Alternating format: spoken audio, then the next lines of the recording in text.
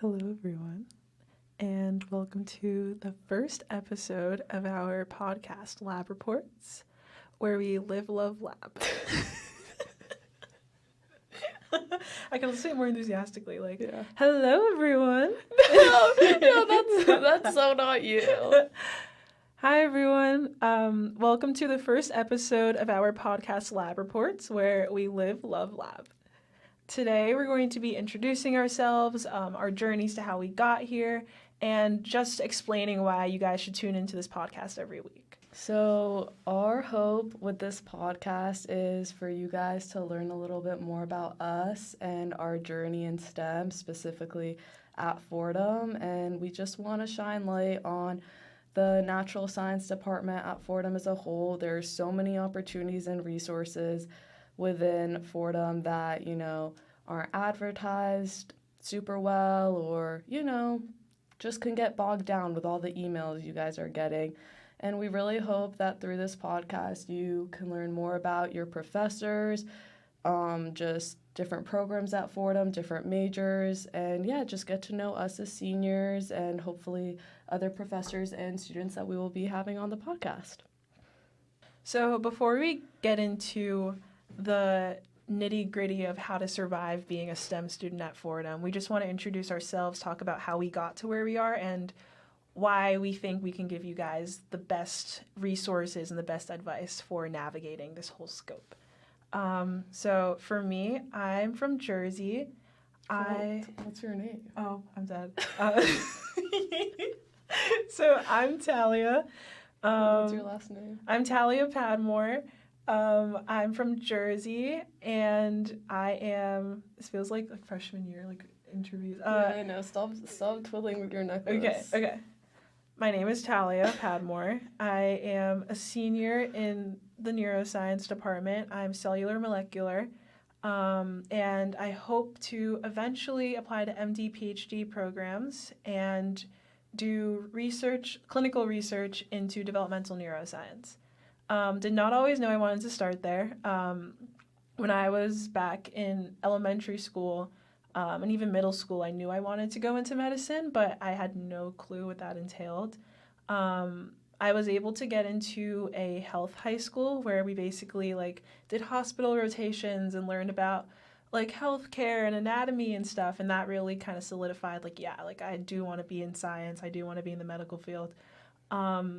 But even then, I dealt with a lot of imposter syndrome. When you're surrounded by so many people who have parents who are doctors or who have been doing research at universities since freshman year, it's whoa, am I supposed to be here? How are all these people knowing what to do already and doing all these things, and I'm just starting out with a dream. And going to this school, exploring my interests and meeting people who were like me really pushed me through it. And then I got to college and I've just met so many more people and teachers who have continued to push me. But besides that, I came to college. I knew literally nothing. I just knew I wanted to study the brain because, first of all, my mom's an occupational therapist. So I've always been exposed to a ton of different developmental disorders like autism and Asperger's, stuff like that. So I always thought that was interesting. I also had the whole classic Grey's Anatomy trajectory where it was oh. Didn't we all? Literally everyone. There's no shame in it. It's totally fine. We've all been there. So I thought whoa, surgery, that's fun. And then I got to Dr. Rodenas' class. That was a pivotal moment in my life. That's where we met. Yeah, that is where we met. That's where our friendship blossomed. Mm-hmm. Even though we sat in two different rows, didn't even know of each other's existence like that till we started Dr. Luckett's lab. That's true. And we became lab partners, and that's when things really took off. But as scary as the class was, it really, meeting all the people I did, and then connecting with Dr. Rodenas is the main reason I'm on the path I'm on right now. She's who introduced me to research, and then I was wow, I love people and I love the idea of helping people, but I cannot not work in a lab.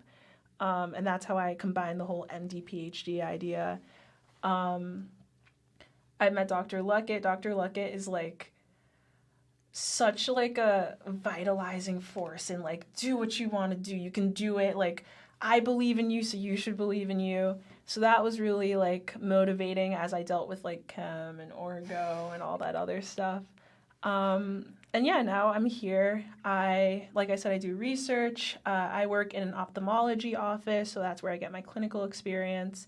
I tutor, I'm a TA, I love teaching, and I think that's something I want to do in the future. So I'm hoping to work at like a medical school or some kind of academic medical center. In my free time, I really like art. I paint sneakers every once in a while. Design like stickers and like merch and stuff. And I'm very big on like giving back to the community and like volunteering, which is part of the reason why I'm doing this.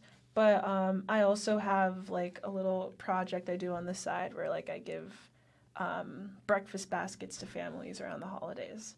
So my interests and like passions and extracurriculars are all over the place. So I'm hoping I can help you guys out with not just building your resume, but also building it in a way where you can combine the things that you love to do with things that will be meaningful for whatever path you're trying to go on. So yeah, that's how I'm here right now.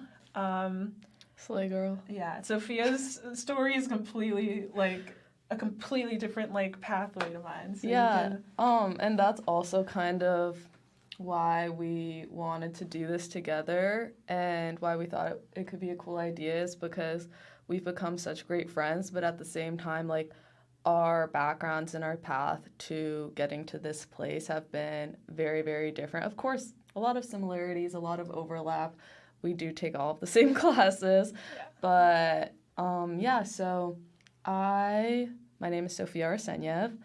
I am originally from Moscow, Russia. I lived there until I was 14, and then I moved to Washington, D.C. to pursue squash. My family, we were hoping that I could get recruited for squash.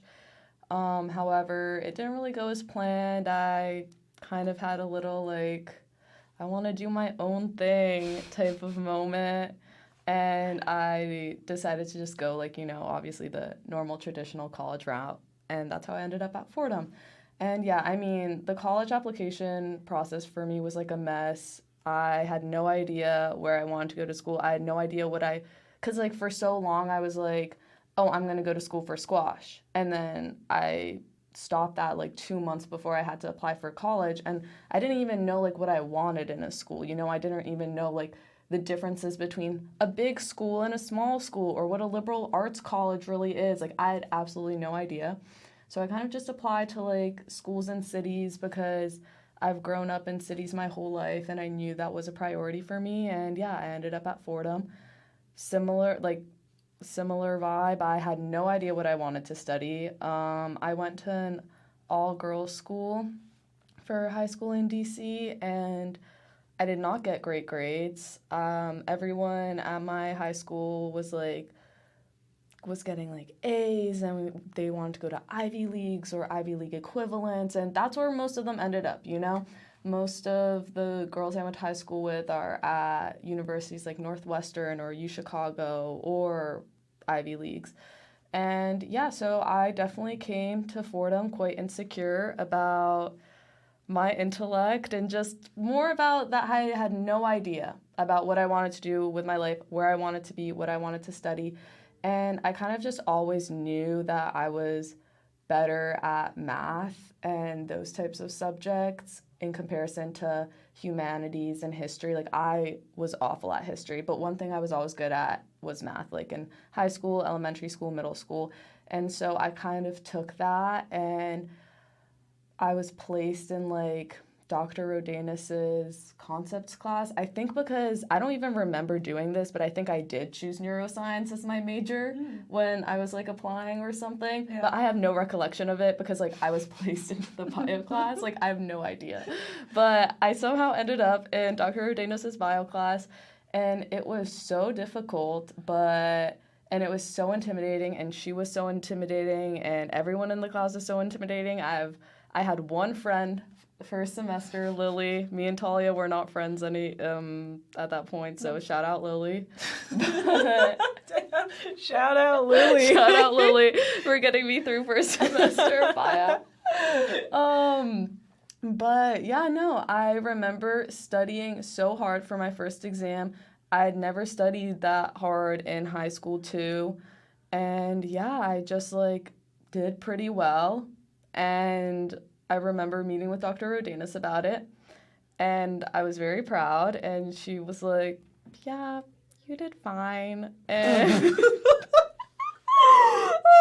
I was like, oh my God, like, fine? Like, I thought I was like, like, I did well. Like, okay, Dr. Rodanis. Like, so honestly, that just motivated me to, try even harder for the next one. And I did. And I kept on just like throughout the semester, like every exam, I got like a couple percent higher and higher and higher. And like, fine turned into not bad, and not bad turned into pretty good. And, towards the end, I felt that I had like a good relationship with Dr. Rodanis and Dr. Luckett as well, and just like the environment of both their classrooms and the environment that they created in both their classrooms, like, really made me want to do this more, like, I didn't have, like, any really, like, aha moments. It was kind of, like, a lot of, like, little things kept on happening, and I started feeling, like, more and more comfortable within the major and with my professors, and I was kind of like, okay, like,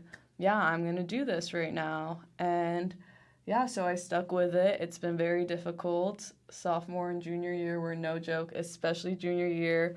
Junior year is going to be the hardest. No way around that. There's just no way around that, unfortunately.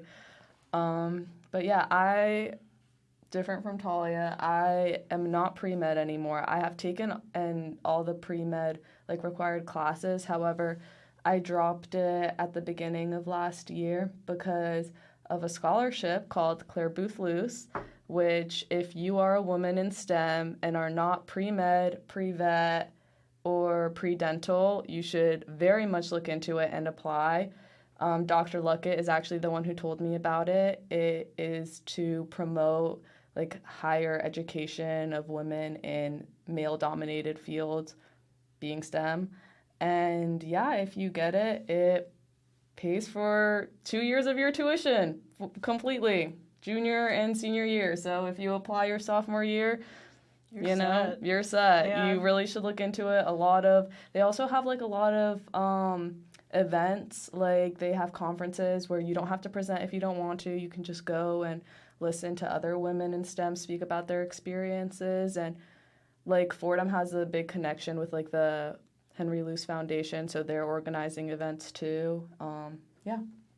You gotta tell them what you're doing. She was a D1 squash player while she was studying neuroscience. I completely forgot all of these things. Bro, speak your shit. Okay, yeah. So basically, a part of my journey is I got to college and I was at Lincoln Center living in McMahon, loved my roommates, became great friends with them. But as I said, it's hard to make friends, especially in STEM. And another reason why we're making this podcast and what we want to get across is like stay friends, guys. This is a small department. You're going to be, especially if you're doing neuroscience, natural science, anything. It is a small cohort, small department. You will be in classes together for the next 4 years. So all this competitiveness, like, it's natural, but don't feed into it. It doesn't help you in the long run. And what helps you is like not just building connections with your teachers, but building connections with your peers. And I cannot tell you how many times like Talia has gotten me out of binds or helped me out with, like, she helped me out with my whole Claire Booth Luce application, read over my essay and all. So prep interviewed me, so, build connections with your peers. But freshman year, I was like, want to expand, want to make some friends. So Fordham has a men's varsity squash team and a women's club squash team, which is kind of weird, but that's how they do it. And so I tried out for the women's clubs team or the women's club team. And it was nice. The girls are nice.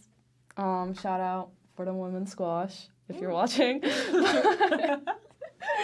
But the coach kind of was like, you are obviously like, they were all beginners, you know, they were doing it for fun. I've been playing squash since I was 9 years old, you know, so over half my life. And he was like, you know, our men's team isn't super like great. I mean, they're good, but they're nothing special. Like, you could totally try out for the men's team. And I was like, you know what? Why not? Like, let me challenge myself. And I did, and I got on the team. And yeah, I've been on the men's varsity team since my freshman year. This is the first semester. I'm taking a little bit of a break because I'm also a first-time TA this semester. I'm also doing research with Dr. DeGrande, who is the organic chemistry professor. So I'm doing organic chemistry research. And yeah, I wanted just time for this podcast and just more time for myself. And I love squash, but being a D1 athlete and a neuroscience major and not technically pre-med is a lot. It was so much, so time consuming and very, very stressful. As much as I loved it, I'm happy for a little break. But yeah. Oh, and I want to, I'm forgetting things. Wow, I'm like bad at this, I guess. But after I graduate, I want to take a gap year, and I will take a gap year. And so true. Yeah, exactly. Yeah. And then I am hoping to get my PhD in organic chemistry or biomedical sciences or something of the sort. I just am hoping to end up in the pharmaceutical industry. And I love chemistry so much. And I love organic chemistry. And just working in a wet lab with, you know, compounds and, you know, actually doing stuff with your hands and understanding what you're doing and understanding how it contributes to your overall health and just the intersectionality of all of that. And so in my future, I do hope to combine like my love for neuroscience because I love the brain. You kind of have to love the brain if you're studying neuroscience for 4 years. Yeah. Like, there's no way around it. So I love the brain, and I'm kind of hoping to combine that in my future, you know, organic chemistry, pharmaceuticals with neuroscience, neurodegenerative disorders, all of that. So we're going to have an Instagram for the podcast where we, like, post clips of, like, main things that, like, stand out, things to look out for, where we make announcements of major things happening, things to keep track of, but also where we have like a Q&A. So if there's anything you guys want advice on, anything you want us to touch on, that's where you'd kind of communicate that to us. And then in the next podcast episode, we talk about it. But since we don't have any feedback from you guys yet, and we did touch on some like main themes in both of our stories, I think it might be cool to develop them a little further.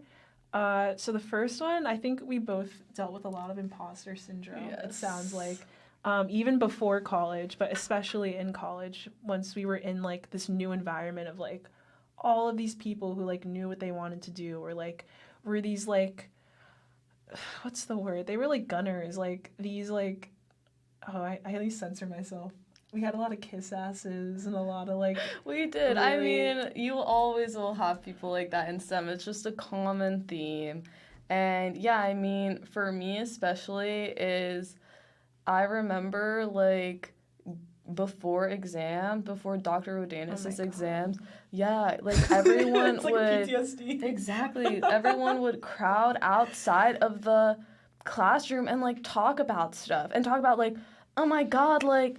wait, neuromuscular junction? Like, what you know, like, things like that, like, actually talking about material. And then someone would be like, oh my God, like, I got no hours of sleep this whole night. And then some other person would be like, I had to schedule, like, a double therapy appointment because I'm so traumatized, like, all of this. Bro, people were going to the hospital. Yes. That was crazy. And stressing themselves out so bad. Exactly. And it's like, you see these people going to these extreme lengths, and it's like, I'm not doing that. Exactly. And like, don't get me wrong, like, for those Rodanis exams, like, we studied, like, I studied, you know, like, I would start like 3 or 4 days before the exam, and I would spend 2 days absolutely rewriting everything, like everything on the slides, everything on the notes, and then the day before, I'm also, one of my strong suits is just like pure memorization. You know, not everyone is like that. Everyone learns differently, but for me,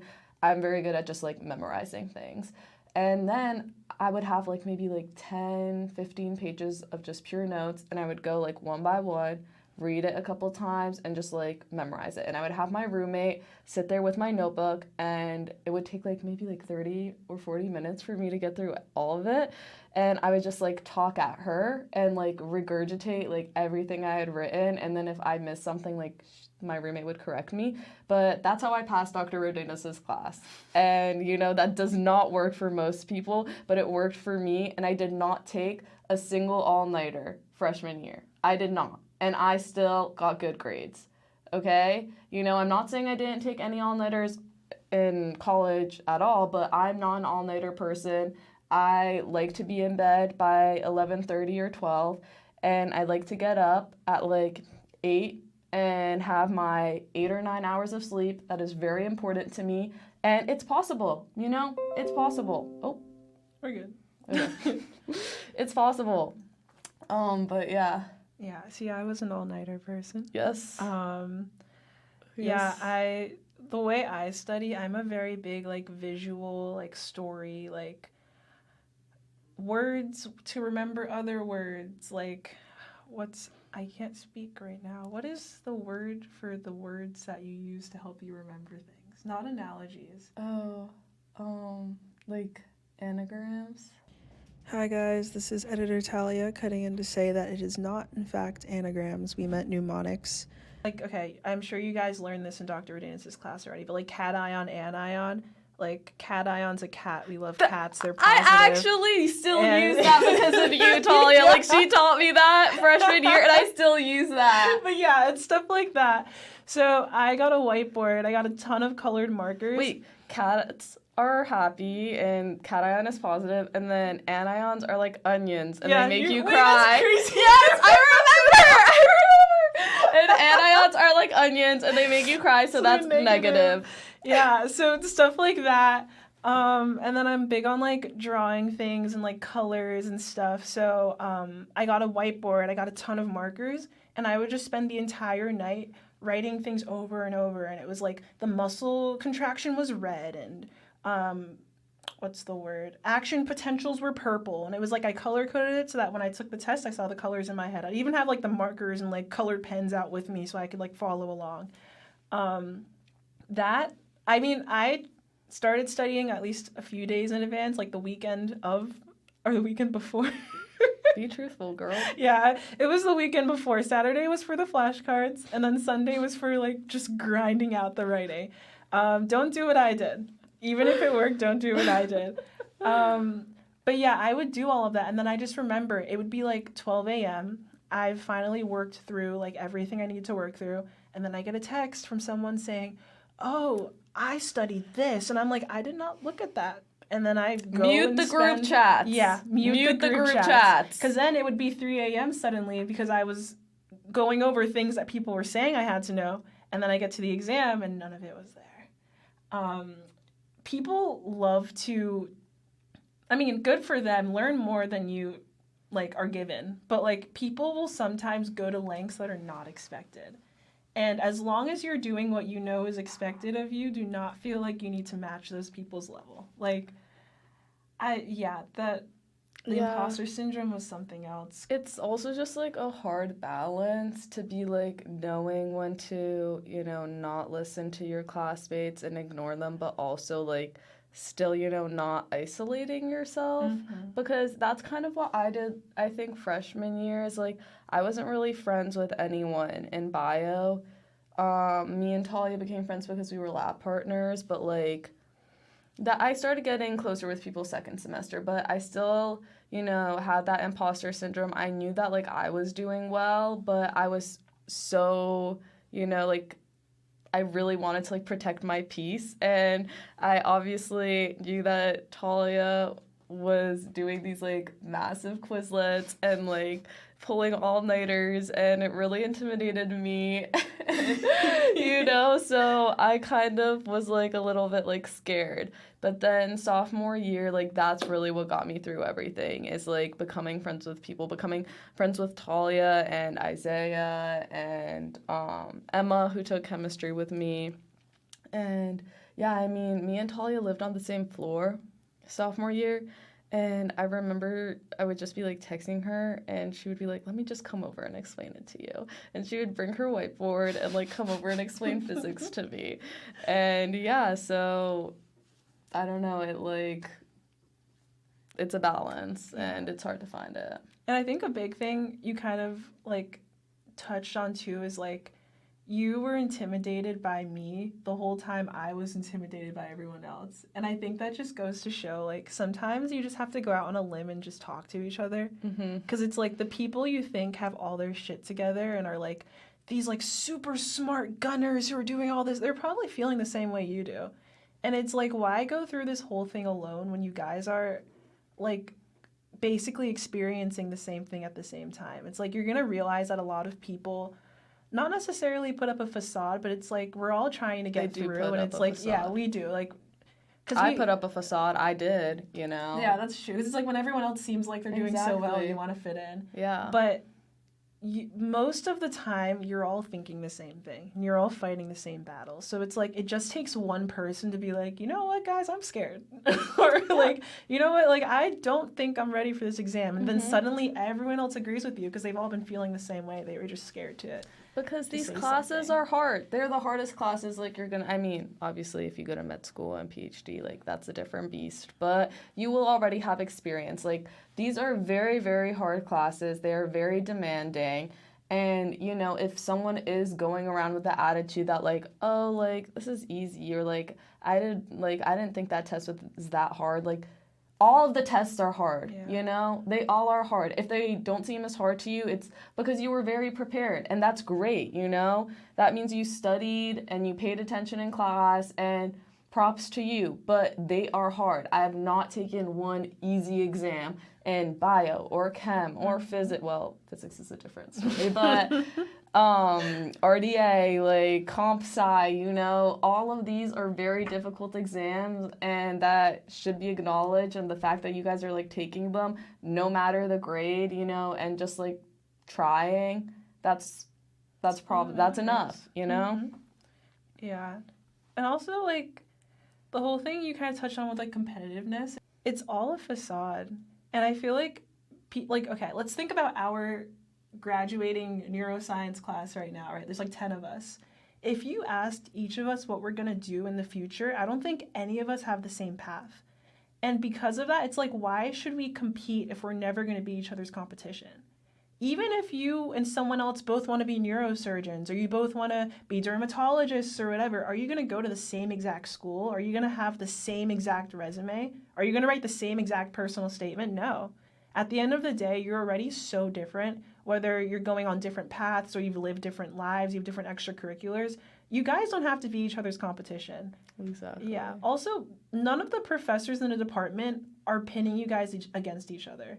Like, every professor, from what I've gathered, and I firmly believe this is true, they like allow you to be your own person. And they understand that you're dynamic, and like they don't expect you to be perfect. They don't expect you to get perfect grades. You can fail an exam and they're not going to be like, oh, she's stupid. They're just going to say she had a bad day. And for that reason, there's really no reason for you to like view each other as competition. Like, you're going to end up needing help from almost everyone in your major, in your department at some point or another. So why burn that bridge if you guys can, like, keep that connection open? Exactly as Talia said, like, as far as I know, I mean, again, I've moved past this. Everyone has their own path, you know, I don't really care as much. But as far as I know, there's only one other girl who's a senior who's interested in getting her PhD in organic chemistry. Amalia. Wait, is it okay if I say her name? Yeah, shout out Amalia. Yeah, she's Amalia, smart as hell. She's great. Super smart. Love that girl. Studies so intensely. She's like incredible. Exactly. And she is also interested in getting her PhD in organic chemistry. However, she is very much interested in going like to the South or more Midwest, or, you know, she doesn't want to stay on the East Coast. Like, she liked New York, but she wants to move away. Whereas I'm like the complete opposite, you know, I want to stay in the city, and if not in the city, then at least somewhere like close by on the East Coast. And also, even if it wasn't, you know, even if she was interested in schools in the East Coast, like, the sectors of organic chemistry that we're interested in are so different because all of these, STEM, yes, it's a small department at Fordham and it can seem very small and suffocating, but at the same time, like STEM encompasses so many different sectors like computer science, psychology, neuroscience, physics, anatomy, all of these things. And even within those specific sectors, like there are so many different things you can do. Even within chemistry, organic chemistry, inorganic chemistry, like, pharmaceuticals, or then, things that have to do with the air and like toxicity in the air. That's all chemistry too. So there's just so many different things you can do that like being competitive is almost pointless because no one is going to want to do the same thing. I guarantee you no one is going to want to do the exact same thing, be in the exact same place.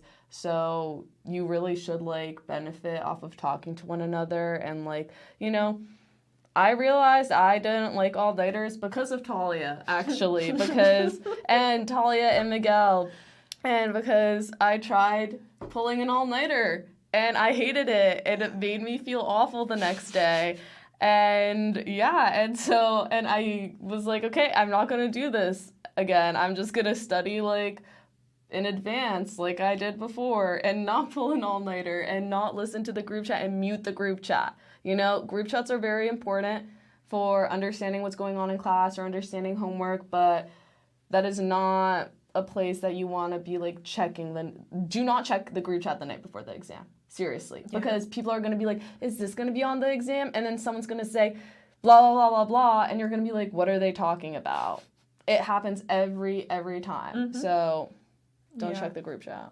Also, on the note of all-nighters, I do not approve that message. It catches up to you.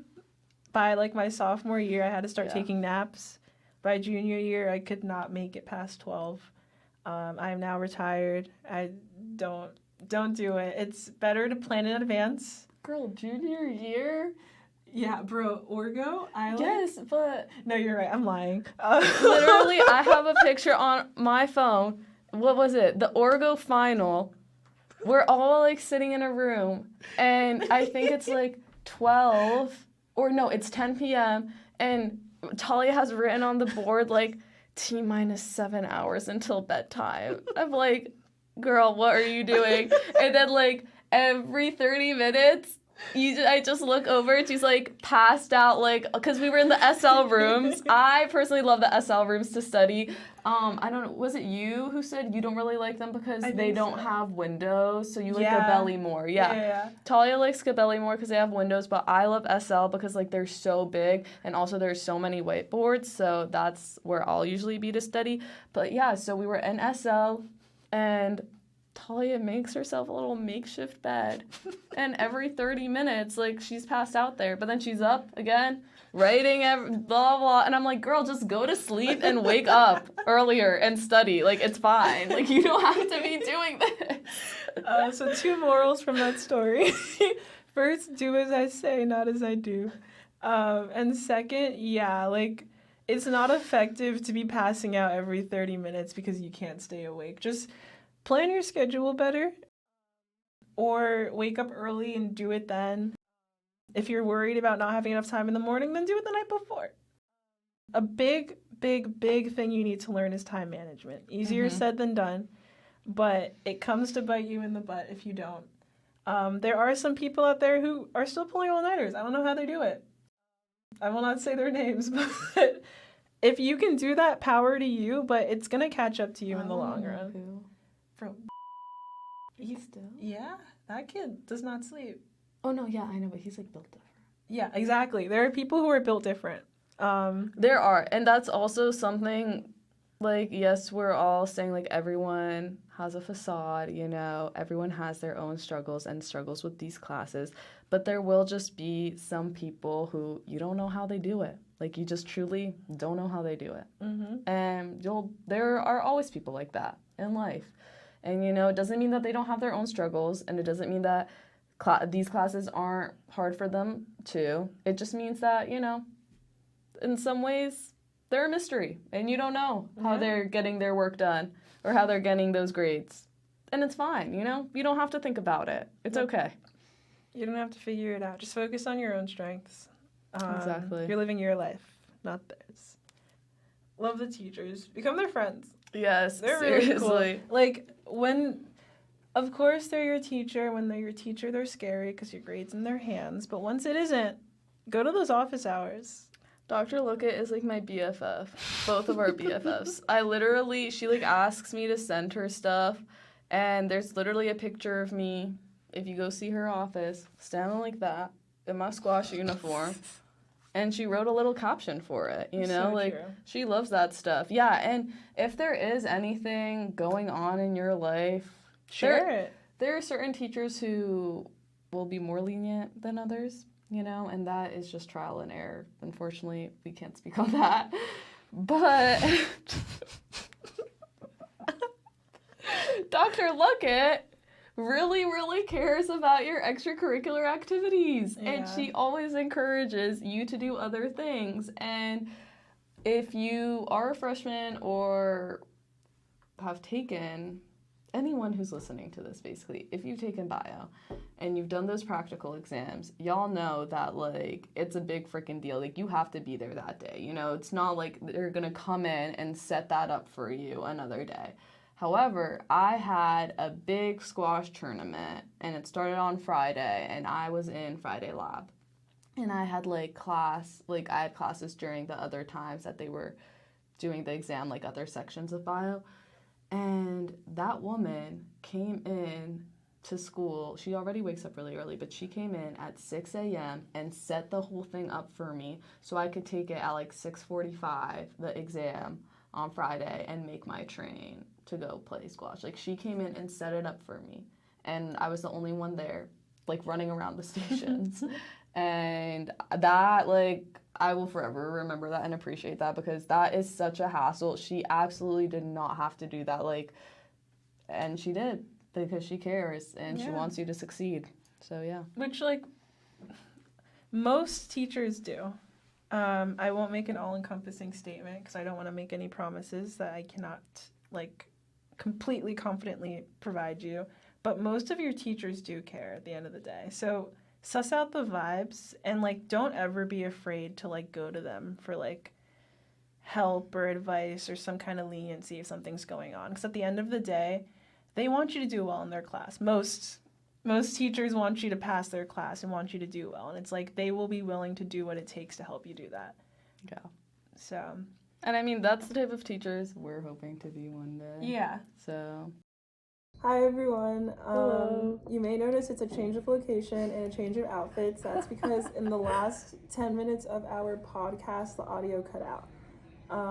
Unfortunately. Yeah. So this is our new outro. Thanks for watching. Make sure you guys like and subscribe. Please do. Mm-hmm. And we're gonna get our Instagram up and running by the time this is released. And please feel free to DM, or we're gonna do stories where you can anonymously submit as well.